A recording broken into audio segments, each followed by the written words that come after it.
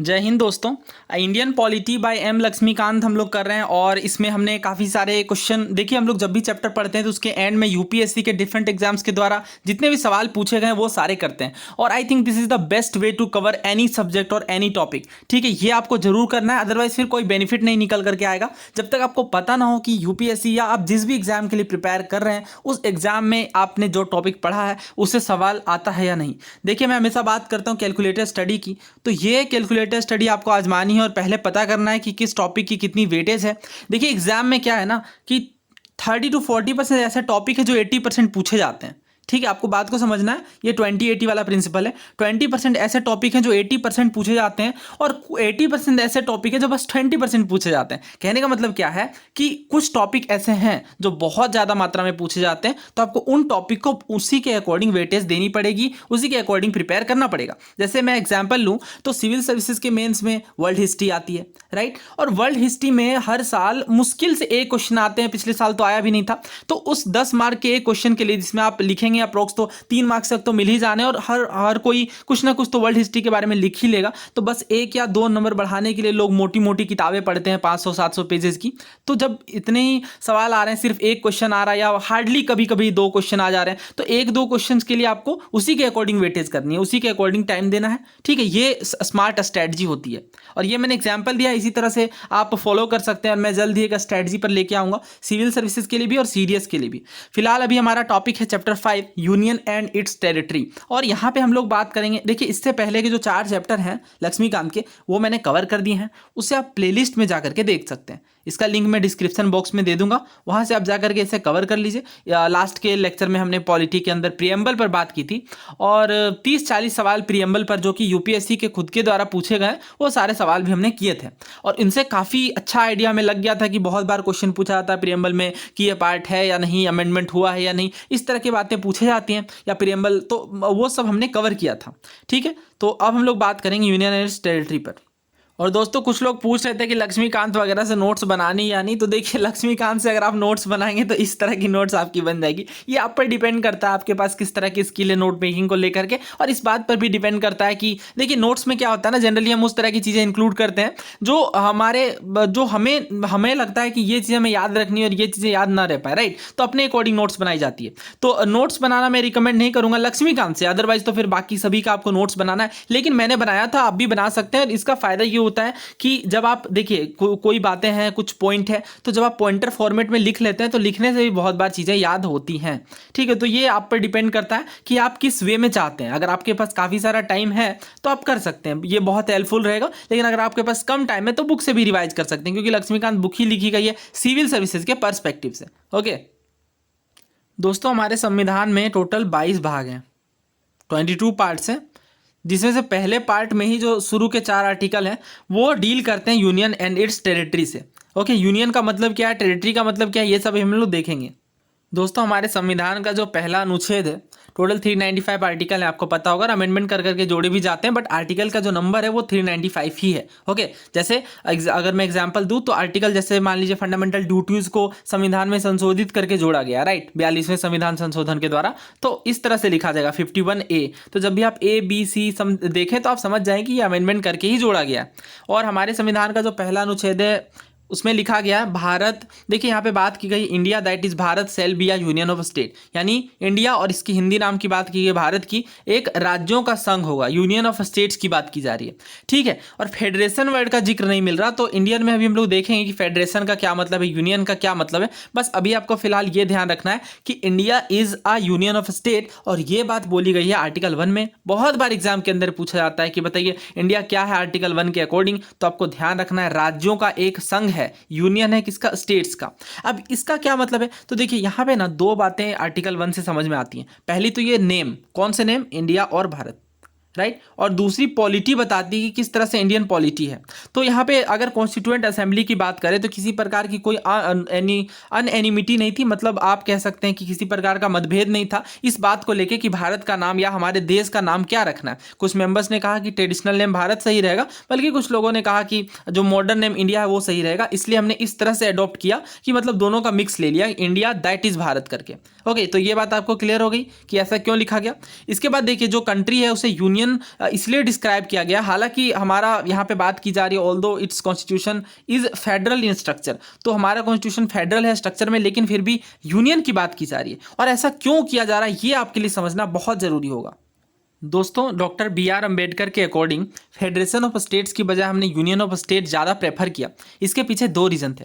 पहला तो ये कि Indian federation is not the result of an agreement among the states like the American federation. देखिए, American federation में क्या हुआ, 50 स्टेट्स मिलकर के आई और उन्होंने कहा कि हमें एक कंट्री बनानी है, लेकिन इंडिया के केस में ऐसा नहीं हुआ। India as a whole existence में आया और इसके बाद राज्य अलग अलग किए गए। बहुत माध्यमों का प्रयोग किया गया, वो तुम लोग देखेंगे ही, बट आपको समझना है इंडिया एज अ होल पहले आया है, राइट। लेकिन अमेरिका में ऐसा नहीं है। अमेरिका में स्टेट सामने आए और एग्रीमेंट किया इन्होंने और कहा कि अब हमें देश बनाना है, इस वजह से हमने यूनियन यूज किया, ना कि फेडरेशन, पहली चीज। और दूसरी चीज तो ये कि स्टेट्स के पास कोई राइट नहीं है सिसीड करने का फेडरेशन से। कहने का मतलब ये है कि कोई भी राज्य अगर चाहे कल को कि हमें इंडिया से अलग होना है तो ऐसा नहीं पॉसिबल है। ऑफ कोर्स ये इंडिया की अखंडता के खिलाफ है और यही बात यहाँ पे बोली जा रही है, इसलिए हमने इस वर्ड को, इस फ्रेज को यूज किया है, यूनियन ऑफ स्टेट्स को। तो दोस्तों यहाँ पे आप देख सकते हैं वही बात लिखी गई है, the country is an integral whole, okay, यानी एक कंप्लीट इंटीग्रल है and divided into different states only for the convenience of administration, यानी एडमिनिस्ट्रेशन के कन्वीनियंस के लिए अलग अलग राज्यों में विभाजित किया गया है और India as a country whole देखने को मिल रहा है। और यही रीजन है the federation is an union because it is indestructible, यानी यहाँ पे किसी भी आप समझ सकते हैं बेसिकली कि किसी भी स्टेट को एक अलग से देश बनाने का दर्जा नहीं है।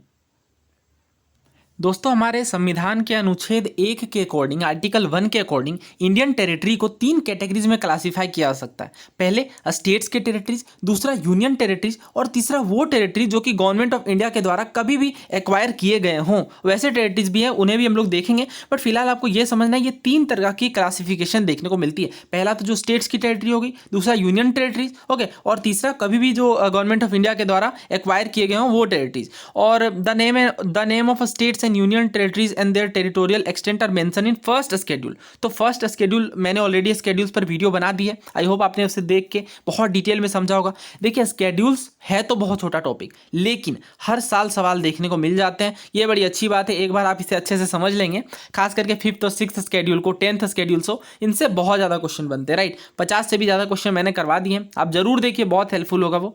और यही बात की जा रही है कि फर्स्ट शेड्यूल में स्टेट्स और यूनियन टेरिटरीज के नेम का जिक्र मिलता है और जो कॉन्स्टिट्यूशन का प्रोविजन है जो कि स्टेट से डील करता है वो हर स्टेट में इक्वली एप्लीकेबल है, लेकिन कुछ एक्सेप्शन डेफिनेटली देखने को मिलते हैं। स्पेशल प्रोविजन की हम लोग बात करेंगे, कुछ राज्यों को स्पेशल प्रोविजन दिया गया है और यहाँ पे आप स्टेट्स के नाम देख सकते हैं, नॉट सो इंपॉर्टेंट, और इस पर हम लोग डिटेल में बात भी करेंगे। और फर्दर हमें बताया जा रहा है कि 5th और 6th शेड्यूल में सेपरेट प्रोविजन की बात की जा रही है, क्योंकि शेड्यूल एरिया और ट्राइबल एरियाज है और इस पर मैंने ऑलरेडी वीडियो बना दी है 5th और 6th शेड्यूल पर। जब मैंने शेड्यूल्स पर बात की है तो काफ़ी डिटेल में मैंने इसे समझाया है, क्योंकि ये काफ़ी ज़्यादा इंपॉर्टेंट है।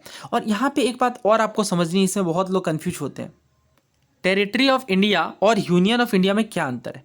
ये बात समझने लायक है, बहुत इंपॉर्टेंट है, ध्यान समझिए। देखिए, जब हम बात करते हैं यूनियन ऑफ इंडिया की तो यहाँ पे सिर्फ इंडियन स्टेट्स को इंक्लूड किया जाता है और यूनियन टेरिटरीज को इंक्लूड नहीं किया जाता। और टेरिटरी ऑफ इंडिया की जब हम बात करते हैं तो यहाँ पे 3 तरह की टेरिटरीज शामिल होती हैं। पहला तो हमारे राज्य हो गए, स्टेट्स की टेरिटरी हो गई, दूसरा यूनियन टेरिटरीज हो गई, और तीसरी वो टेरिटरी जो कि इंडियन गवर्नमेंट के द्वारा कभी भी एक्वायर की गई हों। दोस्तों, जब हम बात करते हैं यूनियन ऑफ इंडिया की तो इसमें सिर्फ स्टेट शामिल होते हैं, ओके, जो हमारे स्टेट्स हैं वो सिर्फ शामिल होते हैं। लेकिन जब आप बात करेंगे टेरिटरी ऑफ इंडिया की तो यहाँ पे जो हमारे यूनियन टेरिटरीज हैं वो भी इंक्लूडेड होते हैं। वैसे टेरिटरी जो कि इंडियन गवर्नमेंट के द्वारा कभी एक्वायर किए होंगे वो भी इंक्लूड होते हैं, किसमें, टेरिटरी ऑफ इंडिया में। तो टेरिटरी ऑफ इंडिया एक वाइडर एक्सप्रेशन है, ओके, बहुत चीज़ें, मतलब आप देख सकते हैं यूनियन टेरिटरीज को भी इंक्लूड कर रहा है और उन टेरिटरीज को भी जो कि इंडियन गवर्नमेंट के द्वारा एक्वायर किए गए हैं। लेकिन यूनियन ऑफ इंडिया में केवल स्टेट्स इंक्लूड होते हैं, ये बात आपको ध्यान रखनी है। दोस्तों, जो हमारे भारत के अलग अलग राज्य हैं वो फेडरल सिस्टम के पार्ट हैं और डिस्ट्रीब्यूशन ऑफ पावर का कॉन्सेप्ट देखने को मिलता है सेंटर के साथ, ओके। हमारे अगर आप देखें तो सेवेंथ शेड्यूल में 3 तरह के लिस्ट देखने को मिलते हैं, यूनियन लिस्ट, स्टेट लिस्ट और कॉन्करेंट लिस्ट, और इसके आधार पे विभाजन देखने को मिलता है शक्तियों का केंद्र और राज्यों के बीच, ओके। हालांकि इस पर भी हम लोग बहुत डिटेल में बातें करेंगे, बस आपको भी ब्रीफ में समझते हुए चलना है क्योंकि ये चीज़ें बहुत इंपॉर्टेंट है। और जो यूनियन टेरिटरीज है वो और जो एक्वायर्ड टेरिटरीज हैं, दोनों तरह की जो टेरिटरीज हैं वो डायरेक्टली एडमिनिस्ट्रेट की जाती हैं सेंट्रल गवर्नमेंट के द्वारा, ओके। और सॉवरेन स्टेट के कारण इंडिया फॉरेन टेरिटरीज को भी एक्वायर कर सकता है जो कि इंटरनेशनल लॉ के द्वारा रिकॉग्नाइज्ड ऑथराइज्ड हैं, जैसे ट्रीटी हो गई या परचेज हो गया या गिफ्ट हो गई, लीज हो गई या फिर प्लेबेसाइट के थ्रू, इन चीज़ों के थ्रू या फिर ऑक्यूपेशन के थ्रू या सब्जुगेशन, कन्क्वेस्ट या फिर सब्जुगेशन। तो इन चीज़ों के इन मोड्स के थ्रू इंडिया फॉरेन टेरिटरीज को भी एक्वायर कर सकता है। एग्जाम्पल के लिए यहाँ पे बताया गया है, India acquired several foreign territories, जैसे दादरा एंड नागर हवेली हो गई, गोवा हो गई, दमन एंड दीव हो गई, पुदुचेरी हो गई और सिक्किम हो गई। कॉन्स्टिट्यूशन के कमेंसमेंट यानी शुरुआत के बाद से इतने टेरिटरीज इंडिया के द्वारा एक्वायर किए गए हैं, right. The acquisition of this territories are discuss later in this chapter. तो इसी चैप्टर में हम लोग आगे बात करेंगे कि किस तरह से टेरिटरीज का एक्विजिशन हुआ, जब हम लोग अपना सफर देखेंगे 14 से 22 राज्यों के और 28 राज्यों की ओर। तो इस सफर में हम लोग देखेंगे कि कितने सारे यहाँ पे स्टेट्स जुड़ते गए। तो आर्टिकल 1 हमने कवर कर लिया है और देखिए बहुत सारे क्वेश्चन पूछे गए हैं, वो सारा हम लोग कवर करेंगे ही जब वीडियो के एंड में हम लोग बात करेंगे प्रीवियस ईयर क्वेश्चन पर। तो इसलिए आपको बहुत ध्यान से समझते हुए चलना है। देखिए आर्टिकल 2 की बात करें तो पार्लियामेंट को एम्पावर करता है, यानी पार्लियामेंट को ये शक्ति प्रदान करता है कि यूनियन ऑफ इंडिया में एडमिट किया जा सके न्यू स्टेट्स को, ओके, और इस्टेब्लिश किया जा सके। ये दो तरह की पावर देता है और यहाँ पे आप देखें बेसिकली तो दो तरह के पावर की बात की जा रही है। पहली तो ये the power to admit into the union of India new states and the power to establish new state, okay. तो जैसा कि हमने अभी बात की कि जो पहली पावर है कि यूनियन ऑफ इंडिया में न्यू स्टेट्स को एडमिट कर सके, राइट, और दूसरी चीज तो ये कि न्यू स्टेट्स को स्टेब्लिश कर सके। ये दो तरह की पावर पार्लियामेंट को दी गई है। तो बेसिकली न्यू स्टेट्स के फॉर्मेशन की बात की जा रही है, आइदर या तो किसी स्टेट से एक्वायर किया जा किसी स्टेट के पार्ट को निकाल करके दूसरे स्टेट की फॉर्मेशन की बात की जाए, या फिर यहाँ पे आप देख सकते हैं न्यू स्टेट्स के भी स्टेब्लिशमेंट की बात की जा रही है। तो बहुत अच्छे से यहाँ पे एक्सप्लेन भी किया गया। The first refers to the admission of state which are already in existence, तो जो पहले से अस्तित्व में है उनके एडमिशन की बात की जा रही है। और जबकि सेकंड रेफर करता है establishment of state which were not in existence before, यानी वैसे स्टेट्स जो कि पहले अस्तित्व में नहीं थे उनके एस्टेब्लिशमेंट की भी बात करता है आर्टिकल 2। और आर्टिकल 2 में आप देख सकते हैं notably article 2 relates to the admission or establishment of new states that are not part of the union of India, यानी आर्टिकल 2 में उन स्टेट्स के भी एडमिशन की बात और एस्टेब्लिशमेंट की बात की गई है जो कि यूनियन ऑफ इंडिया का पार्ट नहीं है, राइट। तो ये आर्टिकल 2 से संबंधित इंपॉर्टेंट बातें थी जो आपको ध्यान रखनी है। सो बेसिकली आर्टिकल 2 इस बात से संबंधित है which is related to admission or establishment of new states that are not part of union of India, यानी वैसे स्टेट्स के एडमिशन इस्टेब्लिशमेंट की बात कर रहा है जो कि यूनियन ऑफ इंडिया का पार्ट नहीं है। लेकिन अगर आप आर्टिकल 3 में देखें तो article 3 relates to the formation of or changes in the existing state of the union of India, यानी जो यूनियन ऑफ इंडिया का ऑलरेडी एग्जिस्टिंग स्टेट्स हैं उनमें फॉर्मेशन और बदलाव की बात करता है। तो बेसिकली आर्टिकल 3 डील करता है इंटरनल रीएडजस्टमेंट से, यानी हमारे इंडिया में अगर आप देखें तो जो स्टेट्स में रीएडजस्टमेंट होगी बाउंड्री और मतलब एक बेसिकली आप कह लें एरिया में जो रीएडजस्टमेंट देखने को मिलेगी वो आर्टिकल 3 से डील करेगी। लेकिन आर्टिकल 2 जो है वो न्यू स्टेट्स के एडमिशन और एस्टेब्लिशमेंट से डील करेगा जो कि यूनियन ऑफ इंडिया का पार्ट नहीं है, ओके। ये आपको ध्यान रखना है। लाइक वैसे टेरिटरीज वैसे जो न्यू स्टेट्स बनेंगे जो कि यूनियन ऑफ इंडिया का पार्ट नहीं है उनके एडमिशन की बात करेगा आर्टिकल 2, लेकिन आर्टिकल 3 वैसे स्टेट्स के एडमिशन की बात करेगा जो ऑलरेडी इंडिया का पार्ट है। तो ये रीएडजस्टमेंट देखने को मिलता है आर्टिकल 3 में, लेकिन आर्टिकल 2 में न्यू स्टेट्स के एस्टेब्लिशमेंट और एडमिशन की बात की जा रही है। ये दोनों में फ़र्क है। आई होप आपको क्लियर होगा आर्टिकल 2 और आर्टिकल 3 के बीच डिफरेंस। अभी हम लोग चीज़ें और भी डिटेल में कवर करेंगे तो और भी क्रिस्टल क्लियर हो जाएगा। देखिए पार्लियामेंट के पावर की बात की जा रही है स्टेट को रीऑर्गेनाइज करने की या फिर आप कह लें रीएडजस्ट करने की। तो आर्टिकल 3 जो है वो पार्लियामेंट को क्या क्या अथॉरिटी देता है वो देखिए। न्यू स्टेट को जो हमारे ऑलरेडी टेरिटरी एग्जिस्ट कर रही है किसी भी स्टेट की उसे सेपरेट करके एक न्यू स्टेट बनाने की, या फिर दो या दो से अधिक स्टेट्स को यूनाइट करने की, या फिर पार्ट ऑफ अ स्टेट को और किसी यूनियन टेरिटरी को पार्ट को जोड़ करके अलग करके न्यू स्टेट बनाने की। तो बेसिकली वही बात है ना एडजस्टमेंट की, किसी भी तरीके से एडजस्टमेंट किया जा सकता है। किसी भी दो स्टेट को मिला करके एक नया स्टेट बनाया जा सकता है, या किसी दो स्टेट के पार्ट को मतलब निकाल करके एक नया स्टेट बनाया जा सकता है। तो ये सब पावर देखने को मिलती है। किनकी पावर है ये? पार्लियामेंट की। वेरी इंपॉर्टेंट, आपको ध्यान रखना है, ठीक है। बहुत बार आपको कंफ्यूज किया जा सकता है स्टेटमेंट्स में। अभी लोग हालांकि क्वेश्चन करेंगे तब तो बहुत अच्छे से आपको और भी क्लियर हो जाएगा। किसी भी स्टेट की एरिया को बढ़ा सकता है, किसी भी स्टेट के एरिया को डिमिनिश कर सकता है यानी घटा सकते हैं, और जो हमारे स्टेट की बाउंड्री है उसमें भी बदलाव किया जा सकता है, और चौथा किसी भी राज्य के नाम में बदलाव किया जा सकता है। ये सारी चीज़ें आर्टिकल 3 में सारी अथॉरिटी जिसकी हमने बात की ये सारी अथॉरिटी पार्लियामेंट को दी गई है आर्टिकल 3 के तहत, राइट। ध्यान रखना ये आपको इंपॉर्टेंट है ये। तो ये सारी बातें कहीं ना कहीं इंटरनल एडजस्टमेंट से डील कर रही हैं, तो आप काफ़ी आसानी से समझ सकते हैं इन्हें। दोस्तों आर्टिकल 3 के तहत हमने पार्लियामेंट के जिन अथॉरिटीज़ की बात की कि किसी भी स्टेट के जो बाउंड्रीज़ हैं, जो एरियाज़ हैं, उनमें बदलाव किया जा सकता है, बढ़ाया घटाया जा सकता है, स्टेट के जो बाउंड्री है उनमें बदलाव किया जा सकता है, स्टेट के नेम में बदलाव किया जा सकता है। ये जो बातें हम लोग देख रहे हैं इनमें कुछ प्रोविज़न है, कुछ कंडीशन है, उसे भी हमें समझना पड़ेगा। पहली चीज़ तो ये कि अगर इस तरह का कोई बिल लाया जाता है, पार्लियामेंट में इंट्रोड्यूस किया जाता है, तो ये प्रेसिडेंट के रिकमेंडेशन के बाद ही लाया जा सकेगा। ओके, यानी only with the prior recommendation of president, यानी राष्ट्रपति की अनुमति के बाद ही इस तरह का बिल लाया जाएगा जिनमें किसी स्टेट के किसी भी तरह का बदलाव, या तो स्टेट्स की बाउंड्री में हो, या स्टेट के नाम में हो, या किसी भी तरह के पॉलिटिकल रीड्रॉ की बात की जाए, मैप के रीड्रॉ की, तो ये सारी बातें राष्ट्रपति की रिकमेंडेशन के बाद ही बिल को प्रस्तुत किया जा सकेगा। और दूसरी बात तो ये, before recommending the bill the president has to refer to the same to the state legislature concern for expressing its view within a specific period. यानी यहाँ पे ये बताया जा रहा है कि जो इस बिल है इसमें अनुशंसा देने से पहले प्रेसिडेंट को रेफर करना पड़ेगा इस बिल को स्टेट लेजिस्लेचर को। किस स्टेट के लेजिस्लेचर को? जिस स्टेट में बदलाव लाने के लिए ये बिल लाया जा रहा है। राइट, आप समझ रहे हैं? यानी मान लीजिए किसी भी स्टेट में, लेट सपोज कोई भी स्टेट हम लोग ले लेते हैं, उस स्टेट में अगर यहाँ पे कोई भी प्रकार का चेंज किया जाएगा, पार्लियामेंट में अगर वैसा बिल लाया जाएगा, तो पहले प्रेसिडेंट से पूछा जाएगा। ओके, अनुशंसा ली जाएगी, रिकमेंडेशन ली जाएगी, और प्रेसिडेंट फर्दर पूछेंगे उसी स्टेट से, जिस स्टेट में, मान लीजिए स्टेट ए में यहाँ पे चेंज लाना है, तो स्टेट ए से पूछेंगे। स्टेट ए के जो स्टेट लेजिस्लेचर है, जो वहाँ पे विधानसभा है, विधानसभा से पूछी जाएगी, और इसके बाद उनके व्यूज़ को एक लिमिटेड टाइम पीरियड में, एक स्पेसिफाइड टाइम पीरियड में लिया जाएगा। राइट, लेकिन यहाँ पे अगर आप देखें तो जो पावर ऑफ पार्लियामेंट है न्यू स्टेट को, तो यहाँ पे हर तरह की पावर देखने को मिलती है। Power to form a new state or union territories by uniting a part of any state or union territory. तो इसकी बात तो हमने स्टार्टिंग में ही कर ली। यहाँ पे आप देख सकते हैं किसी भी न्यू स्टेट को बनाया जा सकता है टेरिटरी को सेपरेट करके, या फिर किसी स्टेट के टेरिटरीज को अलग करके, या फिर दो या दो से राज्यों को यूनाइट करके। दोस्तों लेकिन हमने जिसकी बात की कि स्टेट लेजिस्लेचर से अनुशंसा ली जाएगी, उनके व्यूज़ लिए जाएंगे, लेकिन उन व्यूज़ में किसी भी प्रकार की बाउंडेशन नहीं देखने को मिलती। प्रेसिडेंट या फिर पार्लियामेंट, क्योंकि प्रेसिडेंट के थ्रू ही हमें पता है कि ये काम होते हैं, तो प्रेसिडेंट आइदर या तो एक्सेप्ट कर सकते हैं या फिर रिजेक्ट कर सकते हैं किसी भी प्रकार की व्यूज़ दी जाएँ स्टेट्स के द्वारा। डजेंट मैटर, हालांकि व्यूज़ टाइम पर क्यों ना रिसीव हो, बट फिर भी डजेंट मैटर। और इसके बाद अगर आप देखें तो it is not necessary to make a fresh reference to the state legislature every time an amendment to the bill is moved and accepted in the parliament. कहने का मतलब यह है कि लोकसभा में अगर इस तरह का बिल लाया गया जिसमें किसी स्टेट में, मान लीजिए स्टेट ए की अगर मैं एग्जांपल लूं, तो स्टेट ए में किसी प्रकार के बदलाव की बात की जा रही है, किसी भी तरह का बदलाव हो सकता है, या तो बाउंड्री में बदलाव हो या फिर किसी भी तरह का बदलाव हो, तो वो लोकसभा में लाया जाएगा। और अगर ये फर्दर राज्यसभा में प्रस्तुत हो, फिर राष्ट्रपति के पास जाए, तो इन किसी भी प्रक्रिया के दौरान दोबारा स्टेट लेजिस्लेचर से पूछने की जरूरत नहीं पड़ेगी। और पहली बार भी जब पूछा गया था तो उनके व्यूज को कंसीडर करना नेसेसरी नहीं होगा।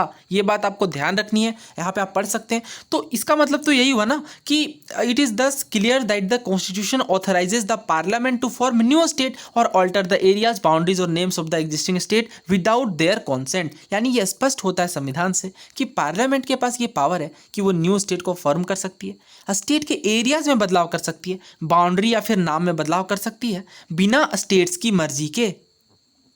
Okay, without the consent of state. बहुत इंपॉर्टेंट ये है। इसका मतलब दूसरे शब्दों में अगर हम लोग कह लें तो पार्लियामेंट के ये पास ये पावर है, parliament has the authority to redraw the political map of India according to its will. यानी अपने विल के अकॉर्डिंग हमारे इंडिया के पॉलिटिकल मैप को, जिसमें हम लोग स्टेट्स देखते हैं, यूनियन टेरिटरीज देखते हैं, उनमें बदलाव कर सकती है। ठीक है, वेरी इंपॉर्टेंट। ठीक है, बिना स्टेट्स के कॉन्सेंट के, ये बात आपको ध्यान रखनी है। बहुत बार पूछा जाएगा कि इस तरह का बिल प्रस्तुत तभी किया जा सकता है जब स्टेट की कॉन्सेंट होगी, तो ऐसा नहीं है। स्टेट की बिना सहमति के भी, क्योंकि हमने यहाँ पे देखा, आप देख सकते हैं, आप दोबारा इसे पढ़िए क्योंकि बहुत ज़्यादा इंपॉर्टेंट है। द प्रेसिडेंट और parliament is not bound by the views of the state legislature and may either accept or reject them even if the views are received on time. भले ही टाइम पर क्यों ना ये रिसीव किया गया हो ये व्यूज़, बट फिर भी इनमें बाउंड नहीं है ये। तो दोस्तों यही रीज़न है कि इंडिया को indestructible union of indestructible state कहा जा रहा है। कहने का मतलब ये है यूनियन को तो डिस्ट्रक्ट नहीं किया जा सकता, लेकिन स्टेट में डिस्ट्रक्शन देखने को मिलता है। कहने का मतलब ये है कि बदलाव जो यहाँ पे आप पढ़ सकते हैं, the union government can destroy the states where is the state government can not destroy the union. यानी कहने का मतलब ये है कि यूनियन गवर्नमेंट के द्वारा स्टेट के पॉलिटिकल मैप को रीड्रॉ किया जा सकता है, लेकिन किसी भी स्टेट के द्वारा यूनियन में बदलाव नहीं किया जा सकता। लेकिन अगर आप यूएसए में देखें तो यूएसए में क्या कॉन्सेप्ट निकल करके आता है द टेरिटोरियल इंटीग्रिटी और continued existence of a state is guaranteed by the constitution. यानी जो टेरिटोरियल इंटीग्रिटी है स्टेट की वो कॉन्स्टिट्यूशन के द्वारा, अमेरिकन कॉन्स्टिट्यूशन के द्वारा रिकॉग्नाइज की गई है। कहने का मतलब ये है कि अमेरिकन फेडरल गवर्नमेंट में न्यू स्टेट को फॉर्म नहीं किया जा सकता और बाउंड्रीज को अल्टर नहीं किया जा सकता तब तक जब तक कि स्टेट की सहमति ना हो जाए। लेकिन इंडिया के केस में ऐसा नहीं है। स्टेट्स, जिन भी स्टेट्स के में बदलाव किया जा रहा है उन स्टेट से पूछा जाएगा, लेकिन द प्रेसिडेंट और parliament is not bound to act on the views of that particular state. उस पर्टिकुलर स्टेट के व्यूज पर बाउंड नहीं होंगे, वो अपनी मर्जी के अकॉर्डिंग फर्दर बिल को प्रोसीड कर सकते हैं। लेकिन यूएसए में ऐसा नहीं है। यूएसए में जिस भी स्टेट में बदलाव करना है उन स्टेट से पूछा जाएगा और उन स्टेट के मर्जी के बाद ही इस बिल को आगे लाया जा सकता है। इसीलिए यहाँ पे अगर आप देखें तो यूएसए के कॉन्स्टिट्यूशन को यूएसए में कहा जाता है an indestructible union of indestructible state, यानी ना ही स्टेट को डिस्टर्ब किया जा सकता है। या कहने का मतलब ये है कि स्टेट के बाउंड्रीज में, स्टेट्स के नेम में, स्टेट के पॉलिटिकल मैप में ना ही बदलाव किया जा सकता है, ना ही यूनियन में बदलाव किया जा सकता है। ये भी रिसेंटली एग्जाम के अंदर पूछा गया, तो आपको ध्यान रखना है। और देखिए, रटनी नहीं है चीज़ें। आप जब समझ लेंगे कि अच्छा पार्लियामेंट के पास तो ये पावर है कि किसी भी स्टेट में बदलाव कर सकती है, तो इसलिए हमें ये कहा जाएगा कि indestructible union of destructible state, right. इसमें रटने वाली कोई बात ही नहीं है। लेकिन अमेरिका का केस उल्टा है, क्योंकि हमने बात भी की, अमेरिका को फेडरेशन इसीलिए कहा जा रहा है और हमारे यहाँ हमने यूनियन ऑफ स्टेट्स वर्ड को, यूनियन ऑफ स्टेट्स फ्रेज को आर्टिकल 1 में इसी वजह से इंक्लूड किया है क्योंकि यहाँ पे किसी स्टेट्स के पास अथॉरिटी नहीं है कि वो यूनियन से सिसीड कर जाए, राइट। लेकिन अमेरिका के केस में ऐसा नहीं देखने को मिलता। तो इस वजह से हम लोग देखते हैं कि यहाँ पे जो कॉन्सेप्ट निकल करके आता है अमेरिका का, वो भारत से इन मायनों में अलग है। तो दोस्तों, इस लेक्चर में इतना ही रखते हैं और जैसे ही ये चैप्टर हमारा कंप्लीट होगा उसके बाद सारे क्वेश्चन कंपाइल्ड कर लेंगे। अदरवाइज क्या होगा ना, फिर अभी हम एक टॉपिक करेंगे, फिर आगे बढ़ के करेंगे। जैसे आर्टिकल 1, 2, 3 हमने कवर कर लिया और 4 हम लोग करेंगे। उसके बाद फिर क्वेश्चन करने का फ़ायदा ये होगा कि आपको सारी चीज़ें एक साथ रिवाइज हो जाएंगी, रिकॉल हो जाएंगी, राइट। तो इस वजह से यहाँ पे हम लोग क्वेश्चन नहीं करेंगे और जैसे ही ये चैप्टर कंप्लीट होगा उसके बाद क्वेश्चन करेंगे। देखिए, क्वेश्चन जरूर करेंगे। यूपीएससी के क्वेश्चन को कंपाइल करना एक डिफिकल्ट टास्क है, लेकिन ये कंपाइलेशन बहुत ज़रूरी है। क्योंकि अगर आप देखें तो इनफैक्ट किसी भी बुक में अभी तक यूपीएससी के जो अलग अलग एग्जाम होते हैं उसे कंपाइल नहीं किया गया है। हालांकि स्टेट पीएससी और यूपीएससी के क्वेश्चन को कंपाइल करके बनाया जाता है, लेकिन इस तरह का कंपाइलेशन नहीं देखने को मिलता जहाँ सीडीएस, सीएपीएफ, सीआईएसएफ, यूपीएससी के जो डिफरेंट एग्जाम होते हैं, सिविल सर्विसेज, इन्हें एक साथ कंपाइल नहीं किया जाता। तो एक बार जब आप इस तरह से कर लेंगे क्वेश्चन, तो आपको खुद माइंडसेट समझ में आ जाएगा कि किस तरह से हमें क्वेश्चन को अप्रोच करनी होती है। उम्मीद है आपको ये वीडियो पसंद आई होगी। अगर वीडियो पसंद आई है और अगर आप चैनल पर नए हैं तो चैनल को सब्सक्राइब कर लें और बाकी के वीडियोस पिछले वाले ज़रूर रिवाइज कर लें। Okay, revision is the key. अगर आप रिवाइज करेंगे तो ही चीज़ों का फ़ायदा निकल करके आएगा। अदरवाइज तो बल्क ऑफ मटेरियल पड़ा है, बट आपको वही पढ़ना है जिसे आप अच्छे से रिवाइज कर पाएँ। Thank you so much.